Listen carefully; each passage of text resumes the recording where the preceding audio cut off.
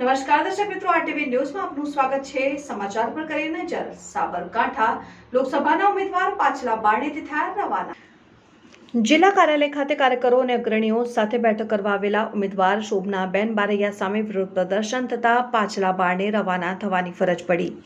ભીખાજી ઠાકોરના સમર્થકો અરવલ્લી જિલ્લા ભાજપ કાર્યાલયના મુખ્ય ગેટ આગળ મોટી સંખ્યામાં એકત્ર થઈ કરી રહ્યા છે વિરોધ પ્રદર્શન। કાર્યકરોએ ભીખાજી ઠાકોરની ટિકિટ આપવાની માંગ સાથે ટિકિટ નહીં તો ચૂંટણી બહિષ્કારના કર્યા સૂત્રોચ્ચાર। સમર્થકો અને કાર્યકરોએ રસ્તા ઉપર ભાજપના ખેસ અને ટોપીઓ ફેંકી દઈ પોતાનો રોષ ઠાલવ્યો। આગામી કલાકોમાં શોભનાબેન બારૈયા સામે થઈ રહેલા વિરોધની આગ સાબરકાંઠા બેઠક ભાજપ માટે અગ્નિ પરીક્ષા સમાન નીવડે તેવી સ્થિતિનું નિર્માણ થયું।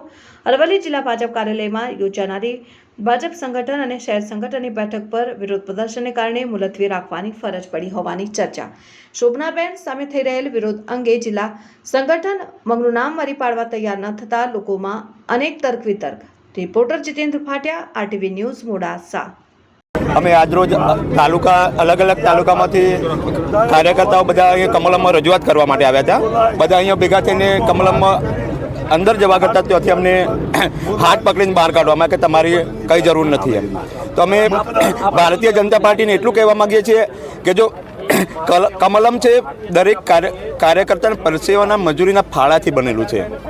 આ કોઈ એક બે નેતાઓના પૈસાથી નથી બનેલું એમ। અને જો અમારો વિરોધ એટલો જ છે કે જો કાર્યકર્તાઓ જો દન રાત મજૂરી કરીને જો ભારતીય જનતા પાર્ટીને ઊભી કરેલી હોય અને એક બે દિવસમાં કે 4 મહિના 6 મહિના 12 મહિનામાં આવેલા ટિકિટ આપતા હોય તો એનો અમે સજ્જડ વિરોધ છે।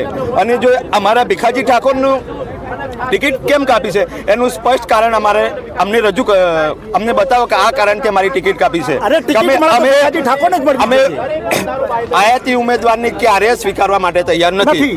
અને જો હજુ અમારી શરૂઆત છે, અમે તો આગળ બી જવા માટેની તૈયાર છે। અમે આજે કમલમમાં એટલા માટે અલગ અલગ તાલુકામાંથી ખાલી લિમિટેડ સંખ્યામાં આવ્યા છે। અમે ખાલી શાંતિથી રજૂઆત કરવા આવ્યા હતા અને અમારું ટિકિટ કાપવાનું ભીખાજી સાહેબની ટિકિટ કાપવાનું સ્પષ્ટ કારણ શું એ અમે જાણવા માટે આવ્યા હતા। પણ અમારી બદનસીબી એ છે કે અમને કમલમમાં અંદર જવા જ નથી મળ્યો। શોભનાબેન ઉપસ્થિત સંગઠનની જે મિટિંગ છે શું કહેશો? જો અમે શોભનાબેનની તો આજે સ્વીકારવા તૈયાર નહીં ને કાલે સ્વીકારવા।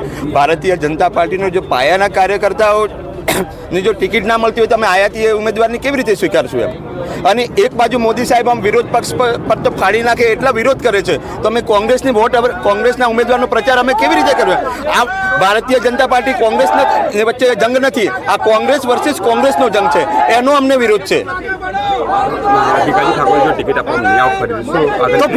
અમે ભીખાજી ઠાકોરની ટિકિટ ના આપે તો અમે ભાજપ સાથે ભીખાજી સાહેબની ટિકિટ નહીં આપે તો અમે વોટનો બહિષ્કાર કરશું।